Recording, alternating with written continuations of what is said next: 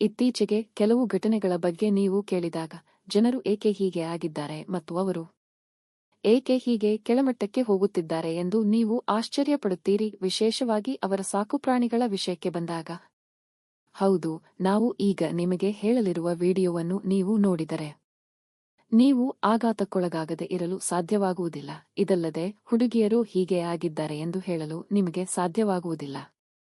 ಆದ್ದರಿಂದ ಮಕ್ಕಳಿರುವ ಪೋಷಕರು ಖಂಡಿತವಾಗಿಯೂ ಈ ವಿಡಿಯೋವನ್ನು ನೋಡಬೇಕು ಮತ್ತು ನಿಜವಾಗಿಯೂ ಏನಾಯಿತು ಮತ್ತು ಈ ವಿಡಿಯೋದಲ್ಲಿ ಏನಿದೆ ಎಂದು ತಿಳಿಯುವ ಮೊದಲು ನೀವು ಇನ್ನೂ ಚಾನಲ್ಗೆ ಚಂದಾದಾರರಾಗಿಲ್ಲದಿದ್ದರೆ ತಕ್ಷಣ ಚಂದಾದಾರರಾಗಿ ಮತ್ತು ವಿಡಿಯೋವನ್ನು ಕೊನೆಯವರೆಗೂ ನೋಡಿ. ಇದು ತುಂಬಾ ಆಸಕ್ತಿದಾಯಕವಾಗಿರುತ್ತದೆ. ಅಲ್ಲದೆ ವಿಡಿಯೋವನ್ನು ಲೈಕ್ ಮಾಡಿ. ನೀವು ಇಷ್ಟಪಟ್ಟರೆ ಅದು ನನಗೆ ತುಂಬಾ ಬೆಂಬಲ ನೀಡುತ್ತದೆ. ಇತ್ತೀಚೆಗೆ ಹುಡುಗಿಯರು ಮತ್ತು ಹುಡುಗರು ತಮ್ಮ ಪ್ರೇಮ ವ್ಯವಹಾರಗಳಲ್ಲಿ ಅತಿಯಾಗಿ ವರ್ತಿಸುತ್ತಿದ್ದಾರೆ. ಬೇರೆ ರೀತಿಯಲ್ಲಿ ಹೇಳುವುದಾದರೆ, ಹುಡುಗಿಯರು ಹುಡುಗಿಯರನ್ನು ಪ್ರೀತಿಸುವುದನ್ನು ಮತ್ತು ಹುಡುಗರು ಹುಡುಗರನ್ನು ಪ್ರೀತಿಸುವುದನ್ನು ನಾವು ನೋಡುತ್ತೇವೆ. ಆದರೆ ಕೆಲವರು ತಮ್ಮ ಸಾಕುಪ್ರಾಣಿಗಳನ್ನು ಪ್ರೀತಿಸುವುದನ್ನು ಮತ್ತು ಅವುಗಳ ಜೊತೆ ಅತಿಯಾಗಿ ವರ್ತಿಸುವುದನ್ನು ಮತ್ತು ಈ ಸಮಾಜವನ್ನು ನಾಶಮಾಡುವುದನ್ನು ನಾವು ನೋಡುತ್ತೇವೆ.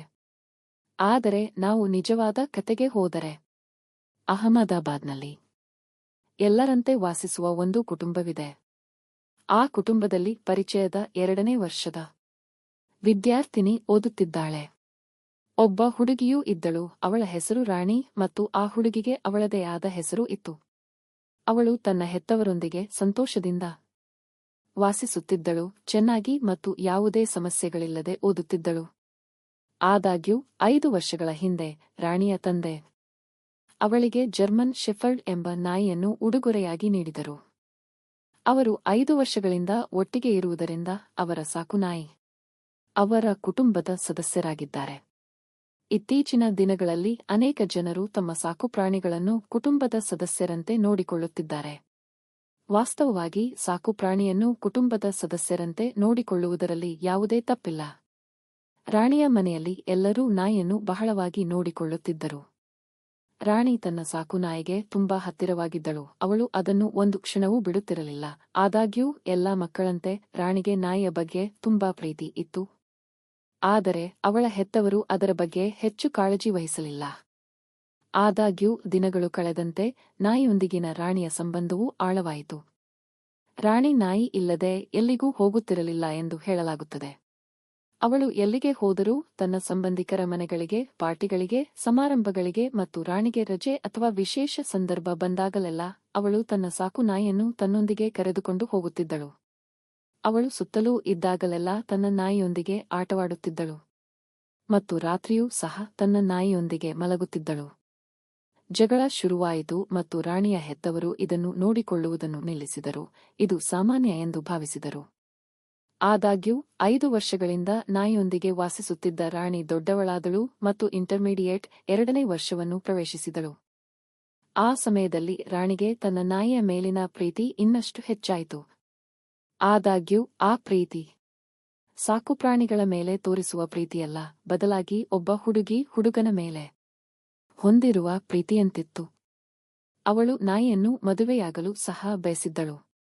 ಕೆಟ್ಟದ್ದೇನೆಂದರೆ ಅವಳು ನಾಯಿಯೊಂದಿಗೆ ದೈಹಿಕ ಸಂಬಂಧವನ್ನು ಹೊಂದಿದ್ದಳು. ವಾಸ್ತವವಾಗಿ ಇದನ್ನು ಕೇಳಿದಾಗ ನಿಮಗೆ ಒಂದು ರೀತಿಯ ಹೃದಯ ಬಡಿತವಾಗುತ್ತದೆ. ಆದಾಗ್ಯೂ ಕೆಲವು ದಿನಗಳ ನಂತರ ರಾಣಿ ಕೂಡ ಇದರ ಬಗ್ಗೆ ತನ್ನ ಸ್ನೇಹಿತೆಗೆ ಹೇಳಿದಳು. ಅವಳ ಸ್ನೇಹಿತರು ಸಹ ಆಘಾತಕ್ಕೊಳಗಾದರು ಮತ್ತು ಆ ರೀತಿಯ ಸಾಕು ನಾಯಿಯೊಂದಿಗೆ ಇರಬಾರದೆಂದು ಅವಳನ್ನು ಮನವೊಲಿಸಲು ಪ್ರಯತ್ನಿಸಿದರು. ಆದರೆ ರಾಣಿ ತನ್ನ ಸ್ನೇಹಿತರ ಮಾತನ್ನು ಕೇಳಲಿಲ್ಲ. ಆದಾಗ್ಯೂ ರಾಣಿಯ ಹೆತ್ತವರಿಗೆ ಅಲ್ಲಿಯವರೆಗೆ ಇದರ ಬಗ್ಗೆ ತಿಳಿದಿರಲಿಲ್ಲ. ಅವಳು ಬದಲಾಗುವುದಿಲ್ಲ ಎಂದು ತಿಳಿದಿದ್ದ ಅವಳ ಕೆಲವು ಸ್ನೇಹಿತರು ರಾಣಿಯ ತಂದೆಗೆ ಕರೆ ಮಾಡಿ ಸಂಪೂರ್ಣ ಸತ್ಯವನ್ನು ಹೇಳಿದರು. ತಮ್ಮ ಮಗಳು ಸಾಕು ನಾಯಿಯೊಂದಿಗೆ ದೈಹಿಕ ಸಂಬಂಧವನ್ನು ಹೊಂದಿದ್ದಳು ಮತ್ತು ನಾಯಿಯನ್ನು ಪ್ರೀತಿಸುತ್ತಿದ್ದಳು ಎಂಬ ಭಯಾನಕ ಸತ್ಯವನ್ನು ಕೇಳಿದ ನಂತರ ತಂದೆ ಎದೆಗುಂದಿದರು ಮತ್ತು ಇದನ್ನು ಸಹಿಸಲಾಗಲಿಲ್ಲ. ಆದಾಗ್ಯೂ ಆ ರಾತ್ರಿ ರಾಣಿ ನಾಯಿಯೊಂದಿಗೆ ಇದನ್ನು ತಿಳಿದಿದ್ದ ರಾಣಿಯ ಹೆತ್ತವರು ರಾಣಿಯ ಸ್ನೇಹಿತರು ಹೇಳಿದ್ದು ನಿಜವೋ ಅಥವಾ ಏನಾದರೂ ತಪ್ಪಾಗಿ ಅರ್ಥೈಸಿಕೊಂಡರೋ ಎಂದು ತಿಳಿದುಕೊಳ್ಳಲು ಯೋಜಿಸಿ ಆ ರಾತ್ರಿ ರಾಣಿಯ ಮಲಗುವ ಕೋಣೆಯ ಕಿಟಕಿಯನ್ನು ತೆರೆದಿಟ್ಟಿದ್ದರು. ನಂತರ ರಾಣಿಯ ಮಲಗುವ ಕೋಣೆಯ ಕಿಟಕಿಯನ್ನು ತೆರೆದು ಒಳಗೆ ನೋಡಿದಾಗ ಆಕೆಯ ಹೆತ್ತವರು ಆಘಾತಕ್ಕೊಳಗಾದರು, ಏಕೆಂದರೆ ಆ ಸಮಯದಲ್ಲಿ ರಾಣಿ ನಾಯಿಯೊಂದಿಗೆ ತುಂಬಾ ಅಸಭ್ಯ ಪರಿಸ್ಥಿತಿಯಲ್ಲಿ ಇರುವುದನ್ನು ಅವರು ನೋಡಿದರು. ತಮ್ಮ ಮಗಳನ್ನು ಅಂತಹ ಪರಿಸ್ಥಿತಿಯಲ್ಲಿ ನೋಡಿ ಆಕೆಯ ಹೆತ್ತವರು ನಿಜವಾಗಿಯೂ ದುಃಖಿತರಾಗಿದ್ದರು. ತಕ್ಷಣ ರಾಣಿಯ ತಂದೆ ಮನೆಯೊಳಗೆ ಹೋಗಿ ರಾಣಿಯ ಮಲಗುವ ಕೋಣೆಯ ಬಾಗಿಲು ತೆರೆದು ರಾಣಿಯನ್ನು ಕೆಟ್ಟದಾಗಿ ಹೊಡೆದರು. ರಾಣಿ, ನೀನು ನನಗೆ ಹೀಗೆ ಮಾಡಬಹುದೇ? ಇಂದಿನಿಂದ ಒಳ್ಳೆಯವನಾಗಿರು ಎಂದು ಹೇಳಿದನು. ಆದರೆ ಅವನು ರಾಣಿಗೆ ಮಾತಿನಲ್ಲಿ ಹೇಳಲು ಪ್ರಯತ್ನಿಸಿದನು. ಆದರೆ ರಾಣಿ ಜೋರಾಗಿ ಕಿರುಚುತ್ತಾ, ನಮ್ಮ ನಾಯಿಯನ್ನು ನಾನು ಪ್ರೀತಿಸುತ್ತೇನೆ, ನಾನು ಅದನ್ನು ಇಲ್ಲದೆ ಬದುಕಲು ಸಾಧ್ಯವಿಲ್ಲ ಎಂದು ಹೇಳಿದಳು. ಆದರೆ ಅವಳು ಎಷ್ಟೇ ಹೇಳಿದರೂ ರಾಣಿ ಅವರ ಮಾತನ್ನು ಕೇಳಲಿಲ್ಲ.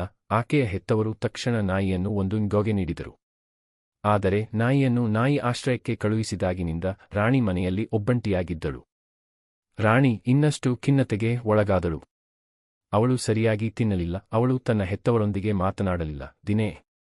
ದಿನೇ ಅವಳು ಹೆಚ್ಚು ಖಿನ್ನತೆಗೆ ಒಳಗಾಗುತ್ತಿದ್ದಳು. ಅಷ್ಟೇ ಅಲ್ಲ, ಅವಳು ಹಲವು ಬಾರಿ ಆತ್ಮಹತ್ಯೆಗೆ ಪ್ರಯತ್ನಿಸಿದಳು. ಆದರೆ ಅವಳ ಪೋಷಕರು ತಕ್ಷಣ ಅವಳನ್ನು ಮನೋವೈದ್ಯರ ಬಳಿ ತೋರಿಸಲು ಪ್ರಾರಂಭಿಸಿದರು.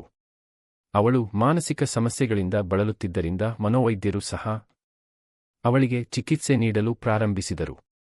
ಅಂದರೆ ನಾಯಿಯೊಂದಿಗಿನ ಅವಳ ಸಂಬಂಧ ಅವಳನ್ನು ಎಷ್ಟರ ಮಟ್ಟಿಗೆ ಕರೆದೊಯ್ದಿದೆ ಎಂದು ನೋಡಿ ಯಾರೂ ಸಹಿಸಲಾರರು. ಆದರೆ ಇನ್ನೊಂದು ಘಟನೆಯು ನಿಮ್ಮನ್ನು ಆಶ್ಚರ್ಯಗೊಳಿಸುತ್ತದೆ. ಒಬ್ಬ ಹುಡುಗಿ ಕೂಡ ನಾಯಿಯನ್ನು ಈ ರೀತಿ ಪ್ರೀತಿಸುತ್ತಿದ್ದಳು ಮತ್ತು ನಾಯಿಯನ್ನು ತನ್ನ ಕುಟುಂಬದಿಂದ ಕರೆದೊಯ್ಯಲಾಗಿದೆ ಎಂದು ಬೇಸರಗೊಂಡು ಆತ್ಮಹತ್ಯೆ ಮಾಡಿಕೊಂಡಳು. ಅವಳು ತನ್ನ ಆತ್ಮಹತ್ಯೆ ಪತ್ರದಲ್ಲಿ ಏನು ಬರೆದಿದ್ದಾಳೆಂದು ನಿಮಗೆ ತಿಳಿದಿದೆಯೇ?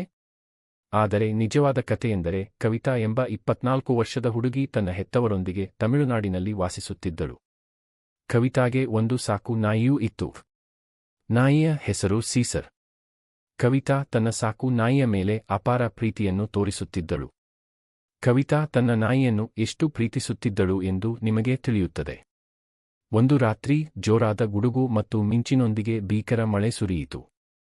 ಸೀಸರ್ ಗುಡುಗುತ್ತಾ ಆ ಶಬ್ದಗಳಿಂದ ಭಯಭೀತಳಾಗುತ್ತಿದ್ದಳು. ಸೀಸರ್ ಜೋರಾಗಿ ಕಿರುಚುತ್ತಿದ್ದಾಗ ಕವಿತಾ ತನ್ನ ಸುತ್ತಲಿನ ಜನರಿಂದ ತುಂಬಾ ಮುಜುಗರಕ್ಕೊಳಗಾದಳು. ಅದಕ್ಕಾಗಿಯೇ ಅವರೆಲ್ಲರೂ ಬಂದರು. ಅವರು ಕವಿತಾ ಬಗ್ಗೆ ದೂರು ನೀಡಲು ಪ್ರಾರಂಭಿಸಿದರು. ನಿಮ್ಮ ನಾಯಿ ರಾತ್ರಿಯಿಡೀ ಬೊಗಳುತ್ತಲೇ ಇರುತ್ತದೆ. ನಮಗೆ ನಿದ್ರೆ ಬರುತ್ತಿಲ್ಲ.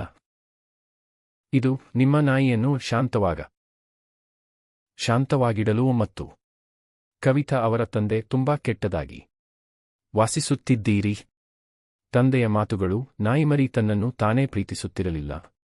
ಅವಳು ತಕ್ಷಣವೇ ತನ್ನ ಕೋಣೆಗೆ ಹೋಗುತ್ತಿದ್ದಳು ಮತ್ತು ಈ ಎರಡು ಘಟನೆಗಳು ಅಭಿಮಾನಿಗಳ ಮೇಲೆ ತಾನೇ. ಈ ಘಟನೆ ಬೆಂಗಳೂರಿನಲ್ಲಿ ಸಂಭವಿಸಿಲ್ಲ ಮತ್ತು ದಿನೇಶ್ ಪ್ರೀತಿಯಲ್ಲಿ ಬಂದು ಮದುವೆಯಾದಾಗ ಬಹಳ ಸಂತೋಷವಾಯಿತು. ಆದರೆ ಕಾವ್ಯ ವಿವಾಹವಾದರು ಮತ್ತು ದಿನೇಶ್ ಜೊತೆಗೆ ಅವರ ಅತ್ತೆಯೊಂದಿಗೆ ವಾಸಿಸಲು ಹೋದ ಕಾರಣ ಅವರ ಸಂತೋಷ ಹೆಚ್ಚು ಕಾಲ ಉಳಿಯಲಿಲ್ಲ. ಅವಳು ಮನೆಗೆ ಬಂದಳು, ಆದರೆ ಅವಳು ತನ್ನ ಹುಟ್ಟೂರಿನಿಂದ ಇನ್ನೊಬ್ಬ ವ್ಯಕ್ತಿಯನ್ನು ಕರೆದುಕೊಂಡು ಬಂದಳು. ಸತ್ಯವೆಂದರೆ ಕಾವ್ಯ ತನ್ನ 2 ಸಾಕು ನಾಯಿಗಳನ್ನು ದಿನೇಶ್ ಮನೆಗೆ ಕರೆತಂದಳು, ಏಕೆಂದರೆ ಕಾವ್ಯ ತನ್ನ 2 ಸಾಕು ನಾಯಿಗಳನ್ನು ಪ್ರಾಣಕ್ಕಿಂತ ಹೆಚ್ಚಾಗಿ ಪ್ರೀತಿಸುತ್ತಿದ್ದಳು. ಆದರೆ ದಿನೇಶ್ ಕುಟುಂಬಕ್ಕೆ ನಾಯಿಗಳು ಇಷ್ಟವಾಗುತ್ತಿರಲಿಲ್ಲ. ಅದಕ್ಕಾಗಿಯೇ ಅವರ ಕುಟುಂಬದಲ್ಲಿ ಯಾರೂ ಸಾಕು ನಾಯಿಗಳನ್ನು ಸಾಕುತ್ತಿರಲಿಲ್ಲ. ಆದರೆ ಅವನು ಪ್ರೀತಿಸಿದ ಹುಡುಗಿ ಸಿಕ್ಕಿಬಿದ್ದಾಗ ದಿನೇಶ್ ತನ್ನ ಹೆತ್ತವರನ್ನು ನಾಯಿಗಳನ್ನು ತರಲು ಒಪ್ಪುವಂತೆ ಮನವೊಲಿಸಿದನು. ಆದರೆ ಅವರಿಗೆ ಏನು ಗೊತ್ತಿತ್ತು, ದಿನದಿಂದ ದಿನಕ್ಕೆ ಈ ನಾಯಿಗಳಿಂದಾಗಿ ಅವರ ಮನೆಯಲ್ಲಿ ಸಮಸ್ಯೆಗಳು ಪ್ರಾರಂಭವಾದವು. ಆದಾಗ್ಯೂ ನಾಯಿಗಳು ಪೂಜಾ ಕೋಣೆಗೆ ಹೋಗಿ ಅಲ್ಲಿ 1-2 ಪಂಚ್ಗಳನ್ನು ಮಾಡುತ್ತಿದ್ದವು. ಸಾಂದರ್ಭಿಕವಾಗಿ ಅವು ಸೋಫಾದ ಮೇಲೆ ಹತ್ತಿ ಸುತ್ತಾಡುತ್ತಿದ್ದವು. ಆದಾಗ್ಯೂ ದಿನೇಶ್ನ ಪೋಷಕರು ಇದನ್ನೆಲ್ಲ ತಾಳ್ಮೆಯಿಂದ ಸಹಿಸಿಕೊಳ್ಳಲು ಸಾಧ್ಯವಾಯಿತು. ಆದರೆ ಕಾವ್ಯ ಮಾಡಿದ ಇನ್ನೊಂದು ಕೆಲಸವನ್ನು ಅವರು ಸಹಿಸಲಾಗಲಿಲ್ಲ. ಅದು ಅವಳು ತನ್ನ 2 ಸಾಕು ನಾಯಿಗಳನ್ನು ತನ್ನ ಮಲಗುವ ಕೋಣೆಯಲ್ಲಿ ತನ್ನ ಹಾಸಿಗೆಯ ಮೇಲೆ ಮಲಗಿಸಲು ಬಯಸಿದ್ದಳು. ದಿನೇಶ್ಗೆ ಇದು ಸ್ವಲ್ಪವೂ ಇಷ್ಟವಾಗಲಿಲ್ಲ ಮತ್ತು ಇದು ಅವರಿಬ್ಬರ ನಡುವೆ ಜಗಳಕ್ಕೆ ಕಾರಣವಾಯಿತು. ಕಾವ್ಯ ಕೊನೆಗೆ ಅವಳು ಹೇಳಿದಳು, ನಾನು ನಾಯಿಗಳ ಜೊತೆ ಮಲಗುತ್ತೇನೆ. ನಿನಗೆ ಇಷ್ಟವಿಲ್ಲದಿದ್ದರೆ ಹಾಲ್ನಲ್ಲಿರುವ ಸೋಫಾದ ಮೇಲೆ ಮಲಗು. ಮತ್ತು ಆದ್ದರಿಂದ ಅವರಿಬ್ಬರೂ ಈ ನಾಯಿಗಳಿಂದಾಗಿ ಜಗಳವಾಡಲು ಪ್ರಾರಂಭಿಸಿದರು. ಕೊನೆಗೆ ಕಾವ್ಯ ತನ್ನ ಸಾಕು ನಾಯಿಗಾಗಿ ದಿನೇಶ್ಗೆ ವಿಚ್ಛೇದನ ನೀಡಲು ನಿರ್ಧರಿಸಿದಳು. ನಾನು ನಿನ್ನಿಲ್ಲದೆ ಬದುಕಬಲ್ಲೆ, ಆದರೆ ನನ್ನ ನಾಯಿಗಳಿಲ್ಲದೆ ಬದುಕಲು ಸಾಧ್ಯವಿಲ್ಲ ಎಂದು ಹೇಳಿದಳು. ಅಂದರೆ ತನ್ನ ನಾಯಿಗಾಗಿ ತಾನು ಪ್ರೀತಿಸಿದ ಹುಡುಗನನ್ನು ತ್ಯಜಿಸಲು ಅವಳು ಸಿದ್ಧಳಾಗಿದ್ದಳು. ಜಗಳ ಹೆಚ್ಚು ಹೆಚ್ಚು ತೀವ್ರವಾಗುತ್ತಿದ್ದಂತೆ ದಿನೇಶ್ನ ಪೋಷಕರು ಪೊಲೀಸರಿಗೆ ದೂರು ನೀಡಿದರು. ಪೊಲೀಸರು ಕಾವ್ಯಾಳನ್ನು ಪೊಲೀಸ್ ಠಾಣೆಗೆ ಕರೆಸಿ ಕೌನ್ಸೆಲಿಂಗ್ ನೀಡಿದರು. ಕಾವ್ಯ ಕೂಡ ಪೊಲೀಸರಿಗೆ ತನ್ನ ಸಾಕು ನಾಯಿಯೇ ತನ್ನ ಜೀವನ ಎಂದು ಹೇಳಿದಳು. ಅವುಗಳಿಲ್ಲದೆ ತಾನು ಬದುಕಲು ಸಾಧ್ಯವಿಲ್ಲ ಎಂದು ಹೇಳಿದಳು. ಪೊಲೀಸರು ಕಾವ್ಯಾಳ ಪರಿಸ್ಥಿತಿಯನ್ನು ತಕ್ಷಣ ಅರ್ಥಮಾಡಿಕೊಂಡರು ಮತ್ತು ಮಹಿಳಾ ಸಹಾಯವಾಣಿಯನ್ನು ಸಂಪರ್ಕಿಸಿದರು. ಈ ಸಹಾಯವಾಣಿಯೊಂದಿಗೆ ಮಾತನಾಡಿದ ನಂತರ ಕಾವ್ಯಾಳ ಪರಿಸ್ಥಿತಿಯ ಬಗ್ಗೆ ತಿಳಿದು ಅವರಿಗೆ ಆಶ್ಚರ್ಯವಾಗಲಿಲ್ಲ, ಏಕೆಂದರೆ ಅವರು ಹಿಂದೆ ಸಾಕುಪ್ರಾಣಿಗಳಿಂದಾಗಿ ಅನೇಕ ವಿಘಟನೆಗಳನ್ನು ಕಂಡಿದ್ದೇವೆ ಎಂದು ಹೇಳಿದರು. ಆದಾಗ್ಯೂ ಈ ಘಟನೆಯಲ್ಲಿ ಕಾವ್ಯ ತನ್ನ ಪತಿಯೊಂದಿಗೆ ಮುರಿದು ಬಿದ್ದಳು. ಯಾವುದೇ ಸಮಾಲೋಚನೆಯೂ ಅವಳನ್ನು ಬದಲಾಯಿಸಲು ಸಾಧ್ಯವಾಗಲಿಲ್ಲ. ಈಗ ಕಾವ್ಯ ತನ್ನ 2 ಸಾಕು ನಾಯಿಗಳೊಂದಿಗೆ ವಾಸಿಸುತ್ತಾಳೆ. ತನ್ನ ಪತಿ ಎಷ್ಟು ಕಾಲ ತನ್ನ ಸಾಕು ನಾಯಿಗಳೊಂದಿಗೆ ಬದುಕಲು ಬಯಸುತ್ತಾನೆ ಎಂದು ಸಹ ಅವಳು ಕೇಳಿದಳು. ಅಲ್ಲಿಯವರೆಗೆ ನಾನು ಅವಳ ಜೊತೆ ಇರಲು ಸಾಧ್ಯವಿಲ್ಲ ಎಂದು ಅವಳು ಹೇಳಿದಳು. ಪ್ರಕರಣ ಪ್ರಸ್ತುತ ನ್ಯಾಯಾಲಯದಲ್ಲಿದೆ. ಇಂಗ್ಲೆಂಡ್ನ ಒಬ್ಬ ಮಹಿಳೆ ಜನರನ್ನು ಇಷ್ಟಪಡದ ಕಾರಣ ಅದನ್ನು ಇನ್ನೂ ಕೆಟ್ಟದಾಗಿ ಮಾಡಿದ್ದಾಳೆ. ಆದರೆ ಅವಳು ತನ್ನ ಸಾಕು ನಾಯಿಯನ್ನು ಮದುವೆಯಾದಳು. ಇದು ಕೇಳಲು ಆಶ್ಚರ್ಯಕರವಾಗಿದೆ.